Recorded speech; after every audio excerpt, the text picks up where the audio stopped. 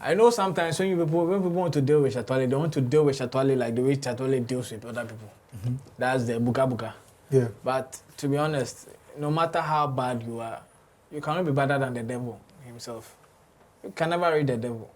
You get it. True. And when you usually take that approach, it backfires because it changes the conversation. Now, MOG had a beautiful case. Your copyright or your IP has been infringed upon. Firstly, when you come in and you talk about scam, and you also say because he wants to flex on his other his fellow artists, Colleagues. that it gives up the jealousy mindset. Because Shatta Wale is not the only one who has sold his songs and has claimed 100% ownership. There are many like that. This is Stowe Entertainment Guide here on DJN TV. I'm here with Zolnana Kweko Bliss and, of course, my brother Yabudu Ayibuafu. Guys, this week has been very, very chaotic, just as MOG would term it. I mean, MOG earlier this week posted this on social media. I mean, series of tweets. I mean, the first one that caught my attention was the Ghanaian entertainment industry is about to experience a significant shakeup this week, all thanks to me. He went further to also tweet, this week will be chaotic, as Ghanaian artists' greed and selfishness will be exposed. A tiger moves with patience, it attacks, it's never guesswork, only precision. You scammed an international company using my intellectual property because you want to buy expensive cars to flex on your colleagues. Old man, you regret touching my work, and a lot of them on social media. I mean, Shatta Wale, you did scam a company using my intellectual property. If this is defamation, then prove it. And they also went further to say 2 of your albums have been taken down on Apple Music. There's more to come. To whom it may concern, Shatta Wale, you claimed production credit for a lot of songs made by me and other producers just to get an advance payment from an international company, giving them agreements. 2 albums, of course, Rain album and Wonder Boy album down. There's a lot more to come. Yeah. These are MOG's tweets. Yeah. And truly, it has shaken the industry. Well, Rain album and Wonder Boy. Wow. I'm surprised. Xylophone no do the Rain album, man. Okay, I think that's a discussion for another time. But yeah, what do you think of it? But in terms of, I think here's the thing: we live in a country where sometimes due process are not done, and due process is very important, and especially when you understand the business side of the music, you know how it works. So usually there are 2 sides to music. There's always the master side and the publishing side, and all those are decided by percentages and negotiations. And I think MOG has every valid point. And the truth is not only MOG.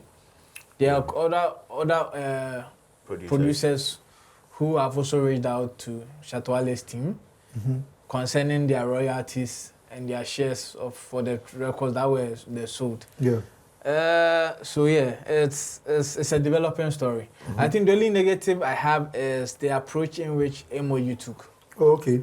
Which is, let me see, MOG Beatz, before people confuse it with the gospel artist, the beat maker, was the approach. I know sometimes when people want to deal with Shatta Wale, they want to deal with Shatta Wale like the way Shatta Wale deals with other people. That's the buka buka. Yeah. But to be honest, no matter how bad you are, you cannot be better than the devil himself. You can never read the devil. You get it. True. And when you usually take that approach, it backfires because it changes the conversation. Now, MOG had a beautiful case. Your copyright or your IP has been infringed upon. Firstly, when you come in and you talk about scam, and you also say because he wants to flex on his other his fellow artists, Colleagues. that it gives up the jealousy mindset. Yeah. And you see, as a person, you should know where you are coming from. And yesterday, I think on Tuesday, when they were doing the spaces, the conversation shifted from a copyright infringement to a black man hating on another black man, which changes the dynamic of the story. Because yes, MOG, you have a case. You've told your publishers. They've also taking down the songs. Yes. In pending investigation. True. What are the next steps? I'm glad when he wrote on his tweet, he said, if it's defamatory, prove it. You too, you say he's taking your thing. How do you prove it? You let your lawyer stretch out. Then, if negotiations don't go the way you go, what do? You sue. Or stealing, one thing people don't know, stealing creative, like when you're stealing someone's IP, it's like stealing someone's file. It's like stealing someone's house.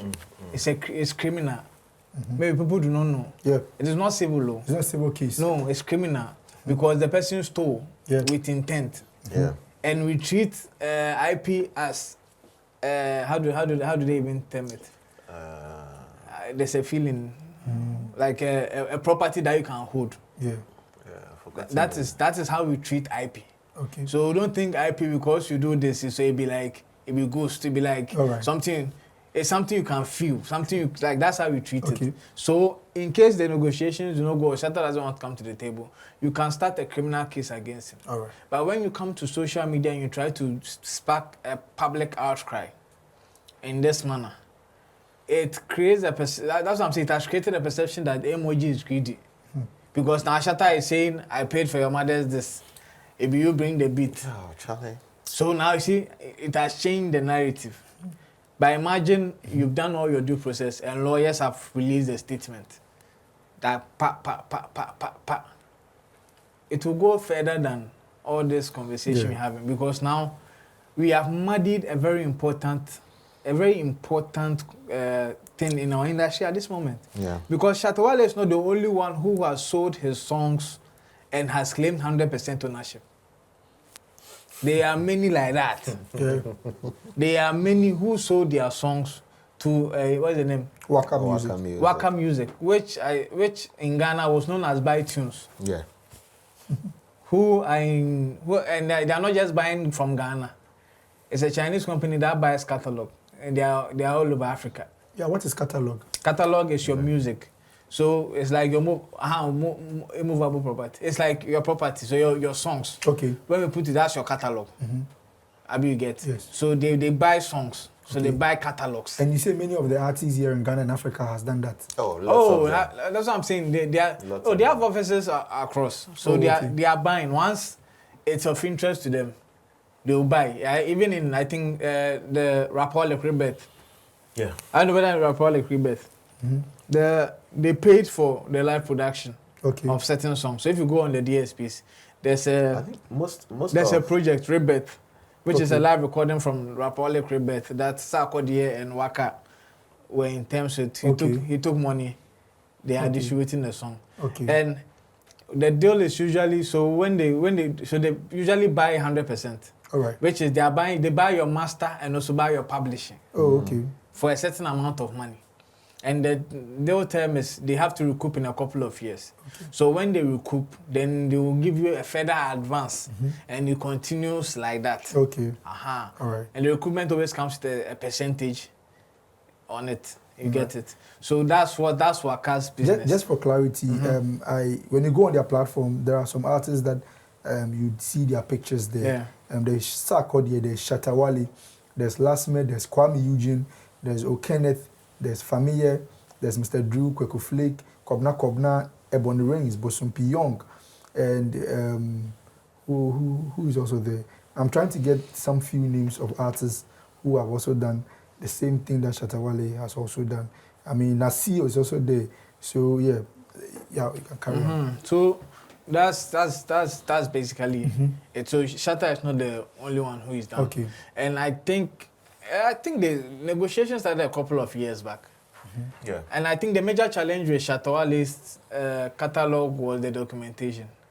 Because he had so many songs that didn't have documentation, because he didn't work with documents. He never did split sheets and all that. So it was a very big challenge at that time. But I think finally they were able to solve it by kind of doing what they've done, registering everything in his name, without consulting whoever was involved in the production. Because at the end of the day, you cannot sell off someone's publishing. And I think the publishing is what MOG is fighting for. That's what people do not understand. MOG is not fighting for masters because they didn't have an agreement. Shatta Wale has the masters, but in terms of publishing, so publishing is into two folds. So we have 50% for songwriters, 50% for producers. Okay. So whoever was part of the production of the beat is entitled to that 50% share, and whoever was part of the writing is like intended for the 50% of the songwriting. Okay. If there's no agreement, usually a split is 50-50. Means the producer gets 50%, the writer gets 50. But in case there's a negotiation, there's a possibility that maybe Shatta Wale can get out of the 100, can get like 80, and then the producer will get 20, depending on how they negotiate and understand terms. How do you get? Yeah. So like I'm saying, Shatta Wale is not the first. I think, and he will not be the last. If we do not educate our people on what all this is. And I think also people also moved it from why are people selling their catalog? Yes. Please, there's nothing wrong in selling your catalog. Yeah. If people can sell their houses, sell their lands, Yes. sell their cars, Yep. why can't I sell my song? How does it concern you? Yes. Maybe I need cash right now. Yeah. Some people cannot wait 20 years to accumulate certain level of funds. True. So they want it at a go so they can use it for something substantive. True. Or me, if I say my next of kin will sort himself, Yes.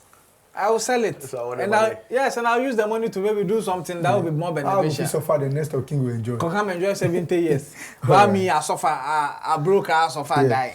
You get it. So selling your catalog is not a crime. Yeah. And Ghanaians, when it's a conversation like this, I don't know, they like they know it all. Yes. So if I want to sell my catalog, I will sell them. Okay. Because I want chop. It's my property. I mean, Kojo Sheldon also made a post on Twitter, X. He said, if we had a robust royalty collection system in the industry, I don't think our artists would sell their entire catalogs to companies. An effective royalty collection system could provide assist with income in perpetuity. But since we don't have such a system, many of them end up selling their catalogs for short-term cash. No, Bro. I don't think so. Bro. I don't think so. Don't you have rich men who are selling their houses? I have.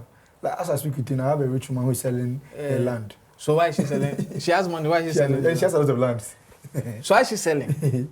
Why is she selling? It's too much. Because she wants to sell. She wants to sell. It's too much. If you see this thing about America has one of the robust royalty systems. Yes. In fact, they are selling.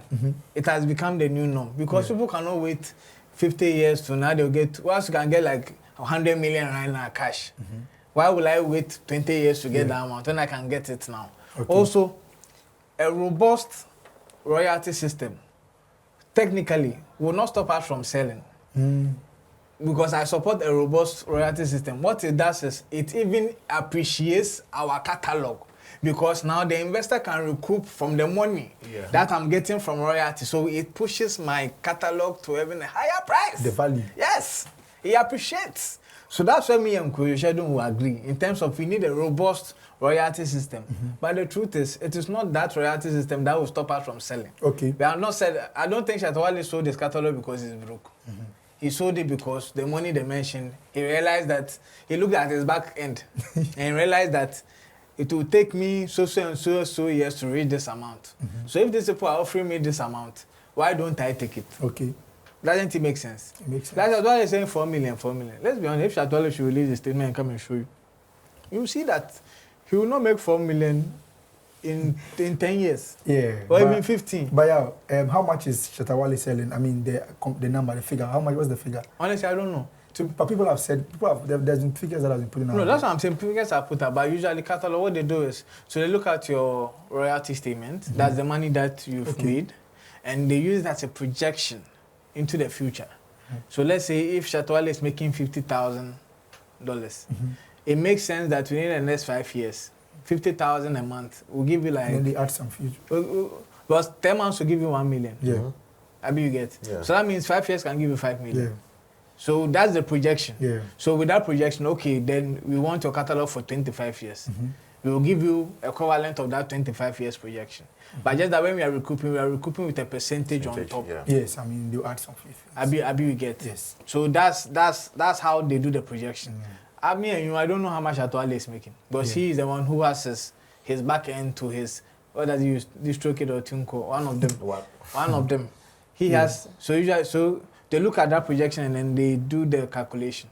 So as to whether the catalog they bought is worth 4 million, I don't know. And I cannot argue. But based on my previous information some years back, I think when the negotiations began earlier, I knew they were in the range of 2 million. But I guess maybe within a year or two, there was a level of appreciation or there were some additions in the catalog that has escalated the price or raised the price to 4 million. All in all, it looks good for the industry because it means there's money to be made in certain quarters. And one person who understands the job very well is the man called Famille. Yeah. Famille understands it. And he made a statement that I will say here. He says, Yeah. because once you take that money, you need to use it to invest in your work, to create bigger hit songs. Because once you sell your catalog, you are now building a fresh set of catalog. And the bigger your catalog, the bigger money you can take next time. And we, as an industry, we need money. We need money. So if you see Familiar's transformation, if you also have noticed Familiar's transformation from branding to looks to feel, it is because of monies like this, which have hit his pockets, that he has reinvested into his craft, which has benefited him. The first time I heard of this catalog sales was when, I think from a reliable source, that I heard that Familia has done something like that. And I was actually shocked. But of course, if you look at the visuals and the pictures, I mean, even the team around Familia, the kind of capacity building that has gone into them, you see that. And one thing, you know, he sold Praise, which was his biggest song. After that, he said, I want him you. Very soon, he had a bigger record. And also, even Not God was also doing very well. And also, or try man in next year, and so big track. I remember we did a story some time back, and you actually said that if Shatta Wale truly lost a 4 million contract due to Bulldog leaking his Gift of God track list, you should take legal actions. And for you have always been try it, set precedent, test the law. And so this has brought my attention that it's not everything that we know. In terms of the fact that even Johnny Hughes, even on one of his rants on Johnny's Bike, spoke about where did Shatta Wale get money to buy all these things. I'm sure if they have the understanding of how the creative industry has become now and how lucrative it is, they will understand that these artists can afford some of these luxurious vehicles they are buying because these are the things that is going on. Bro, if some journalists are buying 4-wheel drives, why can't musicians to buy? Exactly. Journalism is one of the poorest paying industries that we have. People do not unfortunately, the media cannot complain about their own problems, but media is one of the poorest paying jobs. But I see people, always underpaid. Yes, but I see people building houses and buying cars from the same poor paying job. Some they are not even actually workers. They are part-timers, but they are making good things for themselves. Do they come and question them? They don't question themselves. But musicians, they are wondering. Now they know that there's money to be made. In fact, there's a lot of money to be made in this industry. What do you have to say about this whole MOG Beatz rants? I think MOG is not using the right channel to get what he wants. He started this conversation somewhere in 2021, and it's still the same conversation. I love what he has said. If you are bad, said then you are not better than the devil. Who is the devil in this? I'm just, even if you are good, said then you are not good than Jesus. Yeah, good than Jesus. And who is Jesus? Right now, Prudence, why? Right now, I can't talk freely. Do you get it? So I think what Ghanaians should adopt to fighting the battle silent and winning and making noise about it. Imagine if MOG had done all the legal nitty-gritties and then all of a sudden we are seeing the final results that this and this and that. That one would have brought enough satisfaction to the industry. And also the young champs would have learned a lot than rather than going on socials and be ranting over the same issue, 2021 to 2025. And we are not really, it's still the same talk. It's like you hate the guy, so you want to punch holes into his craft and all that. But there's a right channel. There's a law in Ghana about copyright, intellectual property and all that. You make use of that, let the law work, and then at the end of the day, it's just like somebody stealing your movie or showing your movie and you're on social media crying. That won't solve anything. If you don't report the case, if you don't let authorities come in it, if you have evidence, submit it. Get a legal team. Have those conversations. If you have to go to court, go to court. At the end of the day, the result is what is going to better the industry, not the Instagram or social media up and down. That's what I have to say. All right, great. Yeah.